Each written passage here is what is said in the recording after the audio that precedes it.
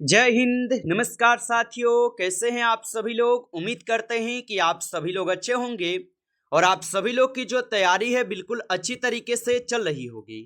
तो साथियों, आज की इस क्लास में हम सभी लोग जो है झारखंड बीएड प्रवेश परीक्षा 2026 के लिए साथियों ऐसे इंपोर्टेड और चुनिंदे क्वेश्चन को देखेंगे जो कि आपके 10 मई के एग्जाम के लिए जो है काफ़ी ही इम्पोर्टेंट है। तो आप इस क्लास को बिल्कुल अच्छी तरीके से लास्ट तक देखिएगा और इस क्लास में दिए जाने वाले इन सभी क्वेश्चनों को आप अच्छे से जरूर याद कर लीजिएगा, जिससे कि आप जो है अपने एग्जाम में सभी क्वेश्चन को आसानी तरीके से बना पाएंगे। तो चलिए क्लास को स्टार्ट करते हैं। उनसे पहले यदि आप इस चैनल पे पहली बार जुड़े हैं तो आप जो है इस चैनल को सब्सक्राइब कर लीजिए और सब्सक्राइब करके ऑल नोटिफिकेशन को ऑल पे दबा के जुड़ जाइए, जिससे कि जब भी कोई नई क्लास हो सबसे पहले क्लास का नोटिफिकेशन जो है आपके पास पहुंच सके। तो आप इस चैनल को सब्सक्राइब कर लीजिएगा, साथ ही साथ आप जो है इस क्लास को भी लाइक जरूर कर लीजिएगा। तो चलिए क्लास को स्टार्ट करते हैं और देखिएगा क्वेश्चन यहाँ पे क्या दिया गया है। क्वेश्चन यहाँ पे पूछा है कि शिक्षण की आगमन विधि का मुख्य सूत्र क्या है। चलिए बताइएगा। ये सभी क्वेश्चन काफी इंपोर्टेंट और चुनिंदे क्वेश्चन हैं जो कि आपके एग्जाम में 100% ये सभी क्वेश्चन आपको पूछे जाएंगे और बताएंगे कि शिक्षण की आगमन विधि का मुख्य सूत्र क्या है। तो याद रखेंगे यहाँ पे इस क्वेश्चन का आप सही जवाब जो है विशिष्ट से सामान्य की ओर लगाएंगे। ऑप्शन यहाँ पे 20 क्वेश्चन का सही जवाब है, विशिष्ट से सामान्य की ओर हो जाएंगे। अगला प्रश्न देखिएगा। प्रश्न पूछा है कि पावक शब्द का सही संधि विच्छेद निम्नलिखित में से कौन सा है। चलिए बताइएगा आप। तो पावक शब्द का सही संधि विच्छेद निम्नलिखित में से कौन सा होगा। तो याद रखेंगे यहाँ पे इस क्वेश्चन का सही जवाब जो है पौ जोड़ अक हो जाएंगे। ऑप्शन सी यहाँ पे इस क्वेश्चन का सही जवाब करेंगे। चलिए अगला प्रश्न देखिएगा। प्रश्न है कि एजेंडा शब्द का यहाँ पे मानक हिंदी परिभाषित अर्थ क्या है। चलिए बताएंगे। तो एजेंडा शब्द का मानक हिंदी परिभाषिक अर्थ क्या होगा। तो याद रखेंगे इनका अर्थ हो जाएंगे कार्यसूची। ऑप्शन यहाँ पे 20 सही जवाब है, कार्यसूची होगा। अगला प्रश्न देखेंगे कि शिक्षण प्रक्रिया में स्वतंत्र चर किसे माना जाता है। चलिए बताएंगे आप।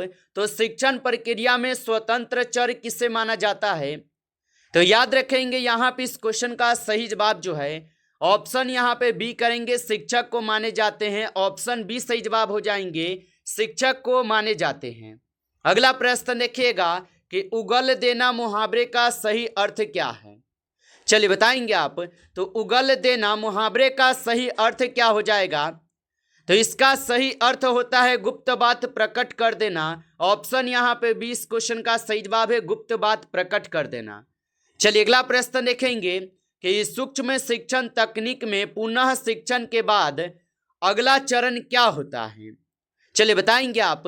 तो सूक्ष्म शिक्षण तकनीक में पुनः शिक्षण के बाद अगला चरण क्या होता है।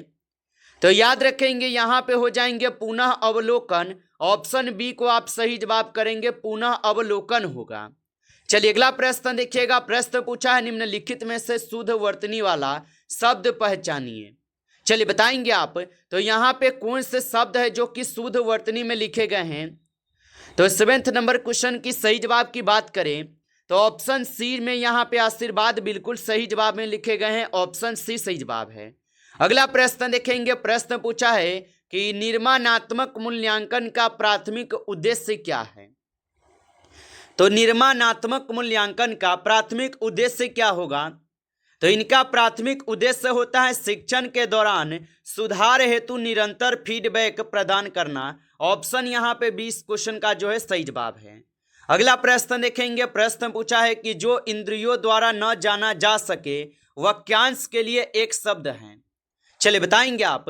तो जो इंद्रियों द्वारा न जाना जा सके वाक्यांश के लिए एक शब्द क्या होगा।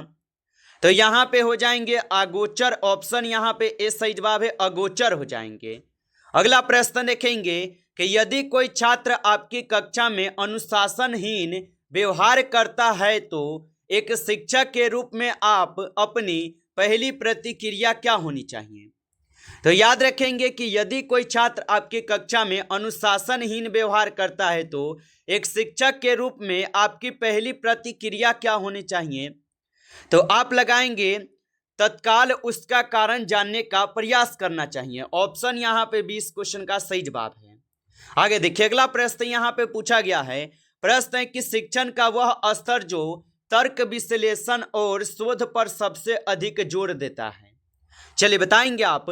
तो शिक्षण का वह स्तर जो तर्क विश्लेषण और शोध पर सबसे अधिक जोर देता है, कौन सा हो जाएगा? तो यहाँ पे हो जाएंगे चिंतनशील स्तर। ऑप्शन सी सही जवाब है। अगला प्रश्न देखेंगे। प्रश्न पूछा है अमृत का पर्यायवाची शब्द निम्नलिखित में से कौन सा है? चलिए बताएंगे। तो अमृत का पर्यायवाची शब्द निम्नलिखित में से कौन सा हो जाएगा? तो अमृत का पर्यायवाची शब्द निम्नलिखित में से सुधा हो जाएगा। ऑप्शन बी को सही जवाब करेंगे, सुधा होगा। अगला प्रश्न देखिएगा। प्रश्न पूछा है कि शिक्षण के मैक्सिमम पूर्ण से अंश की ओर का अर्थ क्या है? चलिए बताएंगे। तो शिक्षण के मैक्सिमम पूर्ण से अंश की ओर का अर्थ क्या होगा?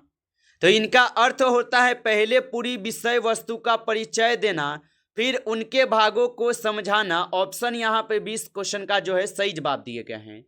आगे देखिए, अगला प्रश्न यहाँ पे है कि शपथ पात्र का हिंदी पर्याय क्या है?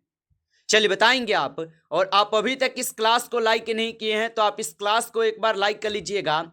नए जुड़े हैं आप इस चैनल पे तो चैनल को सब्सक्राइब करके ऑल नोटिफिकेशन को ऑल पे दबा के जुड़ जाइए, जिससे कि जब भी कोई नई क्लास हो सबसे पहले क्लास का नोटिफिकेशन जो है आपके पास पहुंच सके। तो आप इस चैनल को सब्सक्राइब जरूर कर लीजिएगा। और बताइए कि शपथ पात्र का हिंदी पर्याय क्या है? तो शपथ पात्र का हिंदी पर्याय हो जाएंगे शपथ पत्र। ऑप्शन यहाँ पे 20 सही जवाब है, शपथ पत्र होगा। अगला प्रश्न देखेंगे कि ब्लूम के वर्गीकरण के अनुसार संज्ञानात्मक क्षेत्र का सबसे ऊंचा स्तर क्या है? तो याद रखेंगे कि ब्लूम के वर्गीकरण के अनुसार संज्ञानात्मक क्षेत्र का सबसे ऊंचा स्तर क्या होगा? तो यहाँ पे हो जाएंगे मूल्यांकन। ऑप्शन सी को सही जवाब करेंगे, मूल्यांकन हो जाएंगे। आप अच्छे से इनको याद रखेंगे। अगला प्रश्न यहाँ पे है यथाशक्ति शब्द में कौन सा समास है? चलिए बताएंगे आप। तो यथाशक्ति शब्द में कौन सा समास हो जाएगा? तो यथाशक्ति शब्द में जो है यहाँ पे कौन से समास हो जाएंगे? तो यहाँ पे इस क्वेश्चन का आप सही जवाब लगाएंगे अव्ययी भाव समास हो जाएंगे, याद रख लीजिएगा। अगला प्रश्न यहाँ पे पूछा है कि एक प्रभावी शिक्षक वह है जो कक्षा में उद्दीपक विभिन्नता का प्रयोग करता है, इसका मुख्य लाभ क्या है? तो याद रखेंगे इनका मुख्य लाभ होगा छात्रों का ध्यान आकर्षित करना और उब को दूर करना। ऑप्शन यहाँ पे 20 क्वेश्चन का सही जवाब है। अगला प्रश्न देखिएगा। प्रश्न पूछा है कि स्थावर शब्द का सही विलोम शब्द क्या है? तो स्थावर शब्द का सही विलोम शब्द क्या हो जाएगा? तो यहाँ पे जगम हो जाएंगे। ऑप्शन बी को सही जवाब करेंगे, जगम होगा। अगला प्रश्न देखेंगे कि अधिभार का सही हिंदी परिभाषित अर्थ क्या है? तो अभिधार का यहाँ पे सही हिंदी परिभाषित अर्थ क्या होगा? तो यहाँ पे हो जाएंगे अधिभार। ऑप्शन ए सही जवाब है, अधिभार होगा। चलिए अगला प्रश्न देखेंगे कि शिक्षण की ह्यूरिस्टिक विधि का यहाँ पे मूल मंत्र क्या है? तो शिक्षण की ह्यूरिस्टिक विधि का मूल मंत्र क्या होगा? तो यहाँ पे हो जाएंगे मैं खोजता हूं। ऑप्शन यहाँ पे 20 क्वेश्चन का सही जवाब है। चलिए अगला प्रश्न देखेंगे। प्रश्न पूछा है कि सज्जन में यहाँ पे कौन सी संधि है? चलिए बताएंगे आप। तो सज्जन में कौन सी संधि हो जाएंगे? तो याद रखेंगे सज्जन में जो है व्यंजन संधि है। ऑप्शन यहाँ पे 20 क्वेश्चन का सही जवाब है, व्यंजन संधि हो जाएंगे। अगला प्रश्न देखेंगे कि निर्माणात्मक मूल्यांकन छात्र को क्या प्रदान करता है? तो निर्माणात्मक मूल्यांकन छात्र को क्या प्रदान करता है? तो निरंतर सुधार के अवसर और फीडबैक जो है ये प्रदान करते हैं। ऑप्शन बी सही जवाब है। अगला प्रश्न देखेंगे कि पवन का पर्यायवाची शब्द अनिल है तो अनल का अर्थ क्या होगा?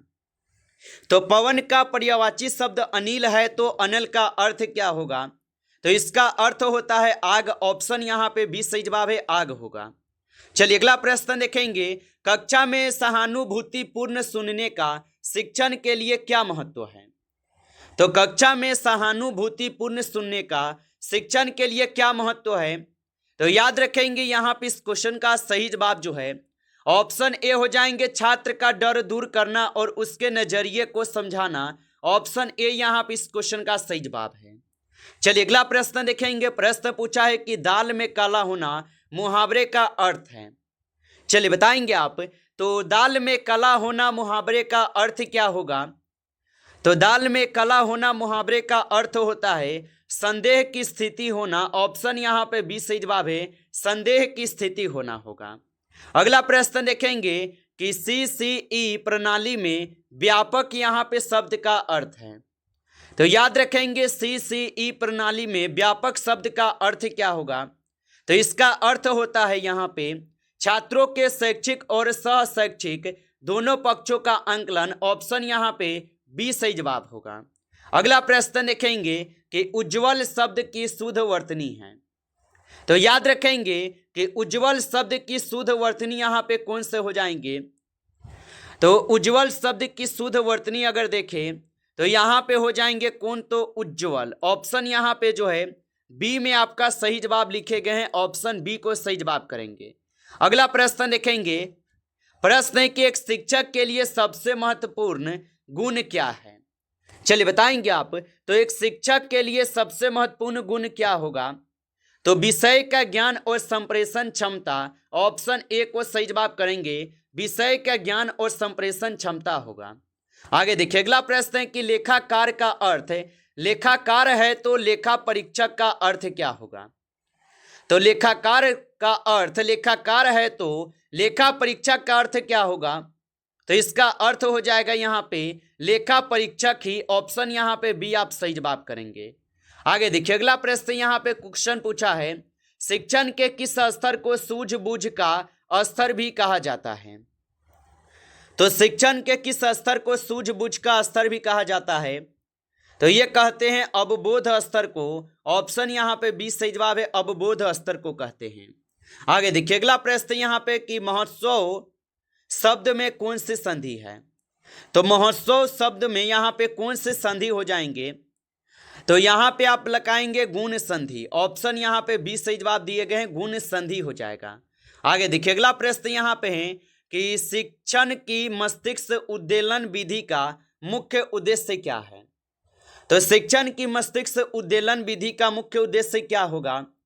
तो इनका उद्देश्य होता है रचनात्मक सोच और नए विचारों को जन्म देना। ऑप्शन यहाँ पे 20 क्वेश्चन का सही जवाब है। अगला प्रश्न देखेंगे कि जिसके पास कुछ भी ना हो वाक्यांश के लिए एक शब्द है। तो जिसके पास कुछ भी ना हो वाक्यांश के लिए एक शब्द जो है यहाँ पे अंकिचन होगा। ऑप्शन बी को सही जवाब करेंगे, अंकिचन होगा। आगे देखिए अगला प्रश्न यहाँ पे है कि सकलनात्मक मूल्यांकन कब किया जाता है? तो याद रखेंगे कि सकलनात्मक मूल्यांकन कब किया जाता है? तो सकलनात्मक मूल्यांकन जो है ये सत्र के अंत में किए जाते हैं। ऑप्शन यहाँ पे बी सही जवाब है, सत्र के अंत में किए जाते हैं। नमस्कार साथियों, इस क्लास में टॉप 35 क्वेश्चन थे जो काफ़ी इंपॉर्टेंट क्वेश्चन थे। साथियों यदि आपको क्लास अच्छा लगा हो तो आप इस क्लास को लाइक कर लीजिए। नए जुड़े हैं आप इस चैनल पे तो चैनल को सब्सक्राइब करके ऑल नोटिफिकेशन को ऑल पे दबा के जुड़ जाइए, जिससे कि जब भी कोई नई क्लास हो सबसे पहले क्लास का नोटिफिकेशन जो है आपके पास पहुंच सके। तो आप इस चैनल को सब्सक्राइब कर लीजिएगा। चलिए फिर मिलते हैं आपसे एक नेक्स्ट टॉपिक के साथ नेक्स्ट क्लास में। तब तक के लिए जय हिंद, जय भारत।